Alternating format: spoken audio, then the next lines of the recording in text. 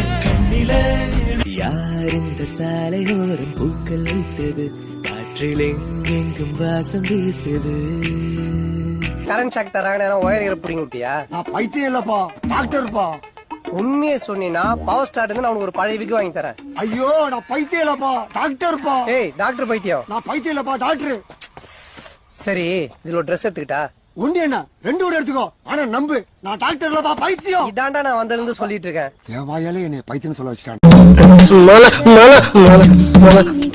இது பாருங்க, நான் சமையல் செஞ்சு வீட்டு வேலை எல்லாம் முடிக்கிற வரைக்கும் வெளியில எங்கேயும் போக கூடாது. சமத்த ஒரு மூலையில குத்த வச்சு உட்கார்ந்து இருக்கணும்.